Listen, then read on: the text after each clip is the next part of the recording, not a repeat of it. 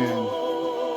Gloire à Dieu, on a rappelé que sur le channel CLBQES, on a rappelé sur le channel CLBQES, compagnon de lecture biblique et d'encouragement spirituel. Il y a un programme qui est là pour aider à faire lecture de la Bible chaque jour, pour nous méditer sur la parole et pour nous capables de poser des questions et pour nous capables de comprendre la parole, la vérité qui est en Dieu. Ce matin, nous finissons avec une réflexion pour vous. Dans la lecture que nous faisons aujourd'hui, c'est dans 2 Chroniques, chapitre 3. Nous titré réflexion, c'est le monde Moria et le mont du temple, la montagne du temple.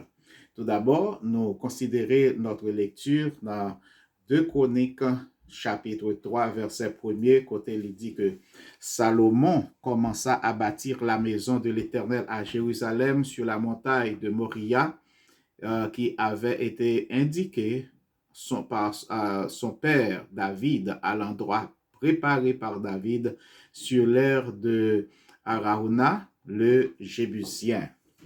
Donc, tout d'abord, Salomon a commencé à construire le temple comme il était proposé pour construire le temple comme David qui était assignment ça pour lui, pour responsabilité ça pour lui pour construire le temple. Et il était commencé à construire le temple sur la montagne de Moria. La Moria, nous avons dit en hébreu Moria, donc les gains en pile souvenir d'elle. Là, nous regardons dans Genèse chapitre 22, verset 1-2, côté première fois, nous joignons le nom Moria cité, c'est lorsque bon Dieu t'a appelé Abraham, il t'a dit Abraham, prends petit garçon que remet en pile là Isaac, montez sur la montagne de Moria et on va bailler petit garçon ça en sacrifice pour moi. Donc, Abraham t'a décidé pour aller sur la montagne de Moria. Donc, pour sacrifier Isaac, mais bon Dieu pas te permettre que, comme on connaît, ça t'est en fait. Donc, nous jouons que après que on laps de temps, peuple Israël était allé en Égypte, après 400 ans, il était passé dans l'esclavage en Égypte, il était retourné pour être capable de reprendre la terre de Canaan. Mais cependant, zone ça, le mont Moria était habité par les Jébusiens. Les Jébusiens étaient occupés et bloc là.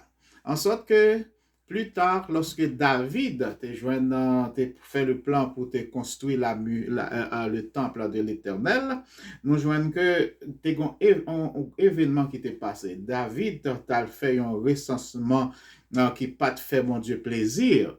Et pour que bon Dieu t'est capable de remédier de plaie que il était voué sous David et sous le peuple là, il était choisi un prophète qui était les Gad. Gad, il était dit Gad, parler avec David pour aller rencontrer avec l'ange de la destruction dans l'aire de Arauna. Dans l'aire d'Arauna, en français on dit l'aire Ornan, mais c'est Arauna.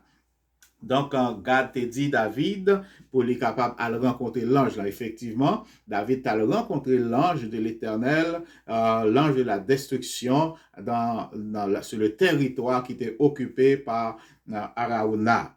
Donc, c'est nous ça dans 2 Samuel, chapitre 24, verset 18 à 21.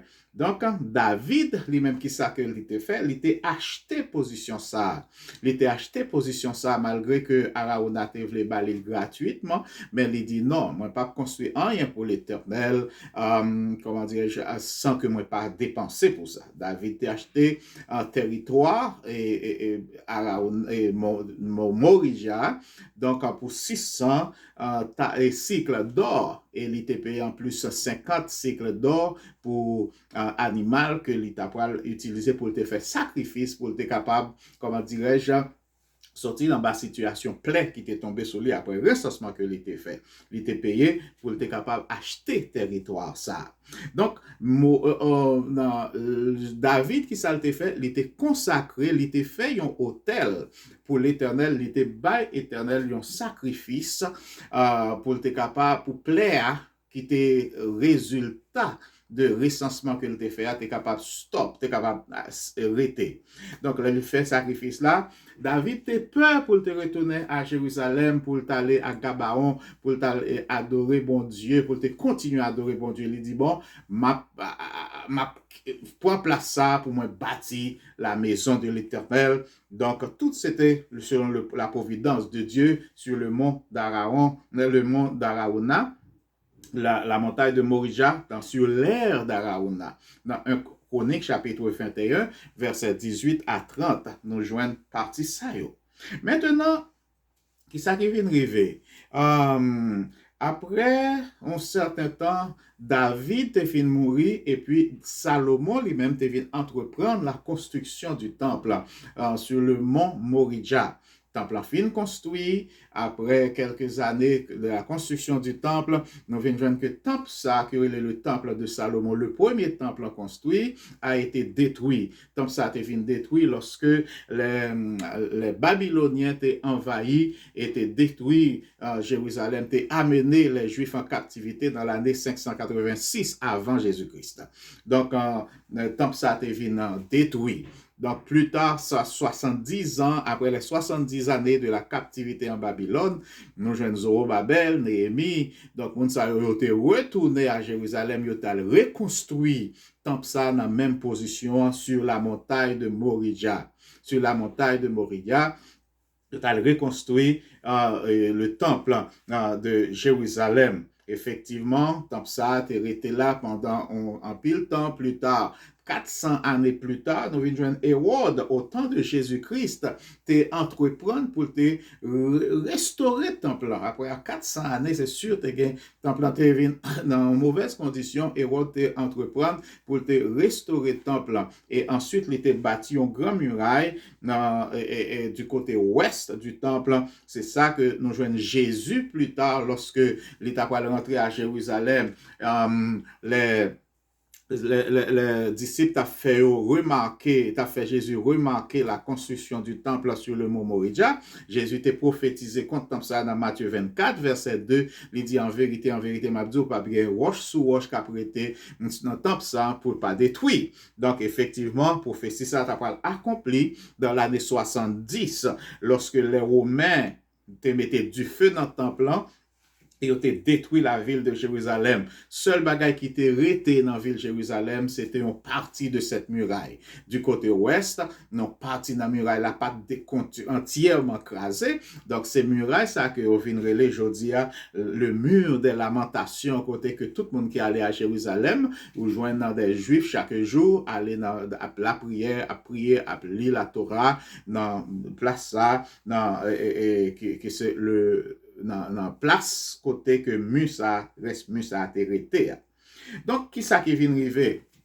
Qu'il y a 70 ans, plus en 70, les Romains attaquaient Jérusalem détruit, qu'il y a un peuple allé en captivité partout dans le monde. Actuellement, le peuple est éparpillé dans le monde.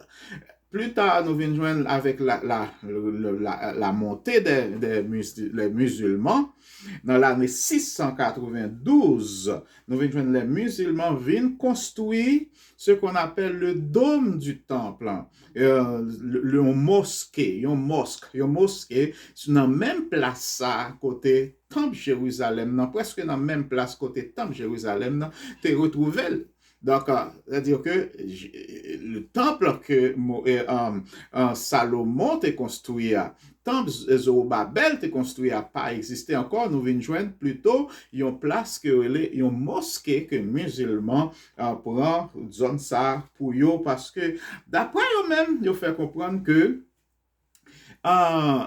Abraham était sacrifié yon ti moun sous mon Morija. Yo dit c'est pas Isaac vraiment que yo même que Abraham te sacrifié, c'est plutôt Ishmaël qui était premier petit Abraham, petit illégitime d'Abraham. Yo dit que yo même c'est descendant d'Ishmaël, yo réclamé zone ça pour yo dit zone ça pour nous que lié parce que Ishmaël c'est premier petit d'Abraham, donc et c'est Ishmaël qui a été sacrifié. Mais pas rien qui fait connaître que c'était Ishmaël, mais tout record, tout ça que nous connaissons, c'est Isaac qui était sacrifié, que Abraham était prêt pour le sacrifier.